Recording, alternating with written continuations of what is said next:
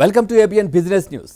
ఇక బ్యాంకులతో పాటు తన క్లయింట్లను మోసం చేశారనే ఆరోపణలపై Karvy stock broking limited chairman C Parthasarathy Hyderabad CCS పోలీసులు అరెస్ట్ చేశారు. ఇటీవల కార్వే సంస్థపై ఇండస్ఇండ్ బ్యాంక్ వైస్ ప్రెసిడెంట్ ఇచ్చిన ఫిర్యాదు మేరకు కేసు నమోదు చేసిన డిటెక్టివ్ విభాగం పోలీసులు దర్యాప్తు అయితే ప్రారంభించారు. ఇండస్ఇండ్ బ్యాంకులో సెక్యూరిటీలు షేర్ల తనఖా పెట్టడంతో పాటు వ్యక్తిగత పూచికత్తుపై బ్యాంకు నుంచి పార్థసారథి 137 కోట్ల రుణం పొందినట్లు ఫిర్యాదులో తెలిపారు. అంతేకాకుండా ఆ రుణాలను తన సొంత అవసరాల కోసం ఇతర బ్యాంకు ఖాతాలకు మళ్లించినట్లు కూడా తెలిపింది. ఇక అట్లాగే మార్చి 31తో ముగిసిన 2020-21 ఆర్థిక సంవత్సరానికి కార్వే సంస్థ రుణాలు చెల్లించడంలో విఫలమైనందున చర్యలు తీసుకోవాలని ఇండస్ఇండ్ తన ఫిర్యాదులో పేర్కొంది. తనఖా పెట్టిన సెక్యూరిటీ బాండ్లు కావచ్చు, షేర్లు కూడా ఖాతాదారులకు తెలియకుండానే అధికార దుర్వినియోగానికి పాల్పడి వాటిని మోసపూరితంగా బ్యాంకుకు సమర్పించినట్లు పోలీసుల విచారణలో వెల్లడైంది. ఖాతాదారులు కార్వీలో ఉన్న తమ డిమ్యాట్ అకౌంట్లకు బదిలీ చేసిన సెక్యూరిటీలను తనఖా పెట్టి మోసానికి పాల్పడినట్లు గుర్తించారు. 2 ఏళ్ల నుంచి సాగుతున్న ఈ మోసాన్ని 2019 నవంబర్ 22న మార్కెట్ నియంత్రణ సంస్థ సెబీ గుర్తించి కార్వీపై సెబీ నిషేధం కూడా విధించింది. ఇక పోలీసుల దర్యాప్తులో ఇతర మోసాలు కూడా వెలుగులోకి వచ్చినట్టుగా తెలుస్తోంది. డిమ్యాట్ ఖాతాలు కలిగిన ఖాతాదారులకు సంబంధించిన ఖాతాల్లో ఉన్న 720 కోట్లను కూడా మళ్లించినట్లు గుర్తించారు. అంతేకాకుండా పలు బ్యాంకుల నుంచి క్రెడిట్ సౌకర్యం పొందిన పార్థసారథి సెక్యూరిటీలు తనఖా పెట్టి మరో 680 కోట్ల వరకు రుణం పొందినట్లు గుర్తించారు. సెబీ నిషేధం విధించిన తర్వాత కార్వీపై పలు ఫిర్యాదులు అందడంతో ఆయా కేసుల్లోనూ సిసిఎస్లో దర్యాప్తు కొనసాగుతోంది. ఇక నిన్న మార్కెట్లకైతే సెలవు. స్టాక్ మార్కెట్కి సంబంధించి ఈరోజు మార్కెట్లు ఏ విధంగా స్టార్ట్ అవ్వబోతున్నాయి, ఓపెనింగ్ ఎట్లా ఉంటున్నాయో తెలుసుకుందాం. మనతో పాటు బిజినెస్ అనలిస్ట్ రామ్ ప్రకాష్ గారు జాయిన్ అవుతారా, ఆయనతో మాట్లాడదాం. Sir good morning. Good morning sir. మనం చూసాం ఈ వారంలో స్టార్టింగ్ నుంచి కూడా ఆల్ టైమ్ రికార్డులు నమోదు చేసింది స్టాక్ మార్కెట్. నిన్ననైతే మార్కెట్ సెలవు, మొన్ననైతే ఫ్లాట్గా ముగిసిన పరిస్థితి. మరి ఈ రోజు ఓపెనింగ్ ఎట్లా ఉంటుంది, ఏ ఏ రంగాలు రాణించే అవకాశం ఉంది, ఏం చెప్తారు? ఈ వారంలో ఇది లాస్ట్ చివరి రోజు అండి. అవును. సో చివరి రోజు కాబట్టి ఇప్పుడు మన ఇంటర్నేషనల్ మార్కెట్స్ చూసుకున్నా కూడా సింగపూర్ నిఫ్టీ కానీ ఐ థింక్ మనకు ఓపెనింగ్ మాత్రం కొంచెం గ్యాప్ డౌన్ ఓపెనింగ్ తో రావచ్చు. గత వారం మనం చూసుకున్నట్టయితే 5 సెషన్స్ లో చూసుకున్నా కూడా ఐ థింక్ మనం లాస్ట్ క్లోజింగ్ ఏదైతే ఉన్నామో ఫ్లాట్ గానే క్లోజ్ అయింది. క్లోజ్ అయిన తర్వాత కూడా మన ఎవ్రీ లెవెల్ ఏదైతే మనం లాస్ట్ 1 మంత్ 2 మంత్స్ నుండి చూస్తున్నామో every time it is forming new high. ఆ న్యూ హైలో కూడా ఎప్పుడు కూడా ప్రాఫిట్ బుకింగ్ వస్తుంది. ఎందుకంటే కొన్ని ఈ లాస్ట్ 2-3 మంత్స్ ఏదైతే ఉందో ఐపీఓస్ కానివ్వండి, తర్వాత ఇన్ఫ్లోస్ కానివ్వండి, చూస్తే IPOs have been one of the biggest success. ఇప్పుడు గత కొన్ని ఐపీఓస్ ఏవైతే చూస్తామో హ్యాపీయెస్ట్ మైండ్స్ కానివ్వండి, ఐఆర్సిటిసి కానివ్వండి, ఆర్ బర్గర్ కింగ్ కానివ్వండి, ఐపీఓస్ లో చాలా రిటర్న్స్ వచ్చాయి. ఆల్మోస్ట్ 100% రిటర్న్స్ వచ్చాయి. సో ఐపీఓస్ లో మాత్రం చాలా రిటైల్ ఇన్వెస్టర్స్ కానీ పెద్ద ఇన్వెస్టర్స్ కానివ్వండి ఇన్వెస్ట్ చేస్తున్నారు ఫర్ లిస్టింగ్ గెయిన్స్. సో కొన్ని ఐపీఓస్ ఏవైతే లాస్ట్ 1 మంత్ లో లిస్ట్ అయినాయి కూడా మంచి గెయిన్స్ తోటే లిస్ట్ అయినాయి. సో చాలా మంది కూడా ఐపీఓస్ ద్వారా ఇన్ఫ్లోస్ చాలా వస్తున్నాయి. అదే మాదిరిగా రీటైల్ ఇన్వెస్టర్స్ పరంగా చూసుకుంటే కూడా FY22 టిల్ నౌ ఇంతవరకు అయితే almost 1 crore demat accounts open చేశారు. లాస్ట్ ఇయర్ ఆల్మోస్ట్ 1.25 1.3 వరకు డిమాట్ అకౌంట్స్ ఓపెన్ చేశారు. సో రీటైల్ ఇన్వెస్టర్స్ కూడా ఏం చేస్తున్నారంటే చాలా మంది మార్కెట్ ఏదైతే మీదికి వెళ్తుందో ఫర్ న్యూ హైస్, ఇన్వెస్టర్స్ కూడా చాలా మంది కూడా they are looking for stock market returns. ఎందుకంటే ఇంట్రెస్ట్ రేట్స్ కూడా ఆల్మోస్ట్ బాటమ్ అవుట్ అయినాయి. 1 year fixed deposit or 1 or 2 years fixed deposit ఇది only 5.5%. Post inflation it is actually negative అనుకోండి. So అందుకోసం ఒక స్టాక్ మార్కెట్ రిటర్న్స్ లో ఒక investment avenue మాదిరిగా they are looking at stock market as investment avenue. So అందుకోసమని చాలా మంది కూడా స్టాక్ మార్కెట్స్ లో ఇన్వెస్ట్ చేయడానికి రిటైల్ ఇన్వెస్టర్స్ కూడా వస్తున్నారు. సార్ వాళ్ళు వస్తున్నారు ఓకే, మరి ఎట్లా ఉంటుందంటారు? వాళ్ళకి ఏ విధంగా ఉంటుంది? డిమ్యాట్ అకౌంట్స్ కూడా చాలా ఓపెన్ అవుతున్నాయి చెప్పారు. 1 కోటి పైన కూడా ఓపెన్ అయ్యాయి ఈ మధ్యకాలంలో కూడా మొత్తం కౌంట్ చేస్తే ఈ ఇయర్లో. సో వాళ్ళకి ఎట్లా ఉంటుందంటారు మరి ఫ్యూచర్ అనేది? ఎందుకంటే మార్కెట్స్ హైలో ఉన్నాయి కాబట్టి కొంచెం జాగ్రత్తగా I think fundamentally sound companies లో ఇన్వెస్ట్ చేస్తే బాగుంది. నాట్ ఫర్ జస్ట్ ట్రేడింగ్ అండి. Trading is not retail investors cup of tea. So ఎవరైనా కూడా కొంచెం ఫండమెంటల్లీ స్ట్రాంగ్ కంపెనీస్, చాలా మందికి లాస్ట్ 1 year లో మిడ్ క్యాప్ స్మాల్ క్యాప్స్ ఏవైతే రన్అప్ అయినాయో చాలా మంది కూడా వాటికి స్మాల్ పెన్నీ స్టాక్స్ వైపు కూడా వెళ్తున్నారు. That is what we have observed. So అది కాకుండా మంచి companies, fundamentally sound companies, banking stocks కానివ్వండి, ఆర్ సైక్లికల్ స్టాక్స్ కానివ్వండి, ఆర్ మెటల్ స్టాక్స్ కానివ్వండి, విచ్ విల్ ఇంపాక్ట్ ఎకానమీ అయితే ఏదైతే ఉంటుందో దానిలో ఇన్వెస్ట్ చేస్తే బాగుంటుంది. అదే మాదిరిగా ఇప్పుడు ఎందుకంటే ప్రాఫిట్ బుకింగ్ అంతా కూడా బి గ్రూప్ షేర్స్ లో, స్మాల్ క్యాప్ కంపెనీస్ లో వస్తుంది. అదే భిన్నంగా చూస్తే లాస్ట్ 1 month లో front line stocks have given more return than small and mid cap. కానీ ఏదైతే రీటైల్ ఇన్వెస్టర్స్ మనీ వస్తుందో అది almost B group and mid cap and small cap companies లో ఇన్వెస్ట్ చేస్తున్నారు.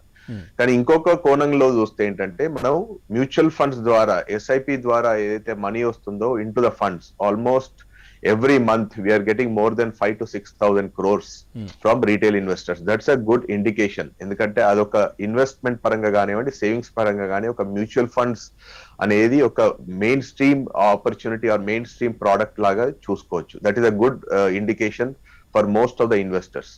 ఎందుకంటే టెక్నికల్ ఎక్స్పర్టీస్ లేకుండా, ప్రొఫెషనల్ మేనేజ్మెంట్ తెలియకుండా, లేకపోతే స్టాక్స్ గురించి తెలియకుండా కూడా త్రూ మ్యూచువల్ ఫండ్స్ అనేది ఇన్ఫ్లోస్ వస్తే ఎకానమిక్ కానివ్వండి, large scale over next 2 to 3 years or 5 years పరంగా మనం ఇన్వెస్టర్స్ చూసుకుంటే it's a good indicator for retail investors. So I suggest people should go through the mutual fund route for a long term investment, for long term savings.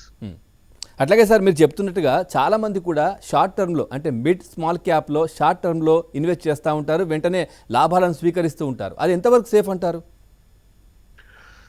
Stock గురించి తెలుసుకొని, stock గురించి study చేసిన తర్వాత invest చేసుకొని, risk ఏదైతే ఉంటుందో అది తెలుసుకున్న తర్వాత ఇన్వెస్ట్ చేస్తే fine, that is no problem. ఎందుకంటే ఒక రిస్క్ బేర్ చేసే కెపాసిటీ ఉన్న వాళ్ళు చేసుకోవచ్చు.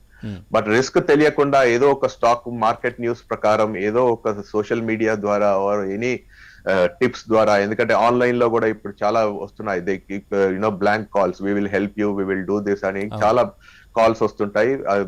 మా దగ్గర రిజిస్టర్ చేసుకోండి, మేము ఫీ ఇంత ఇస్తాం, we will give you more gains, 1 week లో ఇంత గెయిన్స్, 1 month లో ఇంత గెయిన్స్ అని చాలా కాల్స్ వస్తుంటాయి. You should be very of that, you should be careful of these calls. ఎందుకంటే సోషల్ మీడియా ద్వారా వచ్చిన calls, it's all calls which are motivated calls. ఏదో ఎవరో ఎక్కడుండో కూర్చొని ఏదో కాల్స్ ఇవ్వడం, వాళ్ళ ద్వారా ఏదో న్యూస్ వచ్చిందని చేయడం మంచిది కాదు. Study the company, if you know the company, if you know the industry, if you know the stock, invest. అది మీరు ట్రేడింగ్ కూడా చేసుకోవచ్చు short term, yes, but not day to day. ఎందుకంటే మీ lot of investors have their different occupations. Software కంపెనీలో పనిచేస్తుంటారు, లేకపోతే వేరే ఏదో కంపెనీలో పనిచేస్తుంటారు. This is investments as a separate activity పెట్టుకొని చేసుకుంటే, లిమిటెడ్ యాక్టివిటీ చేసుకుంటే బాగుంటుంది. కానీ ఇదే పరంగా only activity without knowing the risk తెలియకుండా చేసి షార్ట్ టర్మ్ లో చేద్దాం అనుకుంటే మాత్రం కష్టం. ఎందుకంటే చాలా మంది స్టాక్సే కాదు, కమాడిటీస్ లో చేస్తున్నారు తెలియకుండా, గోల్డ్ లో చేస్తున్నారు తెలియకుండా, ఈ సిల్వర్ లో చేస్తున్నారు తెలియకుండా. ఎందుకంటే గోల్డ్ పడింది కదా అని ఒకటేసారి జంప్ అవడం, తర్వాత సిల్వర్ పెరుగుతుంది కదా అని సిల్వర్ లోకి వెళ్ళడం, ఫ్యూచర్స్ అండ్ ఆప్షన్స్ లో చేయడం, తెలియకుండా చేయడం చాలా ప్రమాదకరం. ఓకే సార్, ఈ మార్కెట్ పరంగా వాల్యుయేషన్స్ ఎట్లా ఉంటాయంటారు? ఎందుకంటే ఇది కరెక్షన్ ప్రాఫిట్ సమయం అనుకోవచ్చా, ఎట్లా ఉంటుందంటారు? నా ప్రకారం అయితే ఇది కొంచెం ప్రాఫిట్ బుకింగ్ అనిపిస్తుందండి. ఎందుకంటే వాల్యుయేషన్ పరంగా చూసినా కూడా ఐ థింక్ ట్రైలింగ్ పీ చూసినా ఇట్ ఈస్ టచింగ్ ఆల్మోస్ట్ 30.5 ఎంతో ఉంది. ఎందుకంటే హైయెస్ట్ ఇది ఆల్మోస్ట్ 35. సో కానీ ఒకటి ఇండికేటర్ ఏంటంటే ఫారెన్ పోర్ట్ఫోలియో ఎఫ్పిఐస్ కానివ్వండి, ఎఫ్ఐఎస్ కానీ కొంచెం I think at high levels they are booking their profits. Whereas మన domestic institution investor or domestic retail investors they are pumping in money. So కొంచెం జాగ్రత్త చూసుకుంటే బాగుంది. But if someone is investing for next 2 years 3 years then it's a good time, be in the market, don't be on the sidelines. ఎందుకంటే last correction లో కూడా చాలా మంది investors correction వచ్చింది ఇంకా పడిపోతుందని కూడా చాలా మంది ఇన్వెస్ట్ చేయలేదు. వన్స్ స్టార్టెడ్ మార్కెట్ ఏదైతే మూమెంటం స్టార్ట్ అయిందో అప్పుడు చాలా మంది కూడా ఇన్వెస్ట్ అయ్యారు. సో లాస్ట్ ఇయర్ ఏదైతే లో ఉందో అప్పుడు ఎవరు కూడా ఇన్వెస్టర్స్ చాలా మంది ఇన్వెస్ట్ చేయలేదు. మంచి stocks which are available at very low prices were not investing at those rates. ఇప్పుడు వస్తున్నారు మళ్ళీ చాలా మంది, ఎందుకంటే మార్కెట్స్ కొంచెం బాగా పెరుగుతున్నాయి, మూమెంటం చాలా పికప్ అయింది, పికప్ అయిన తర్వాత మళ్ళీ ఎక్కడ మనం నష్టపోయినామేమో అని తొందరపడి ఒకటేసారి ఇన్వెస్ట్ చేస్తున్నారు.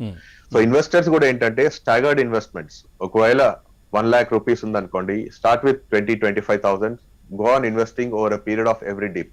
ఏదైతే కరెక్షన్ అనుకుంటున్నా, కొంతమంది కరెక్షన్ అనుకోవచ్చు, కొంతమంది ప్రాఫిట్ బుకింగ్ అనుకోవచ్చు. పడినప్పుడు యూ ఇన్వెస్ట్ ఒక 5%, 10%, keep booking, keep buying additionally.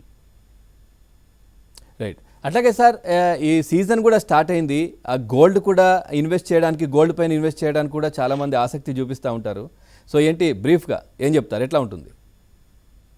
మన దగ్గర గోల్డ్ ఇన్వెస్ట్మెంట్ అనేది almost it is never ending అండి. ఎందుకంటే మన సోషల్ కమిట్మెంట్స్ కావచ్చు, లేక తర్వాత ఏమైనా కావచ్చు, పెళ్లిళ్ళ సీజన్ కావచ్చు, తర్వాత వరలక్ష్మి వ్రతం, ఇవాళ వరలక్ష్మి వ్రతం మీరు కూడా చూపెడుతున్నారు చాలా.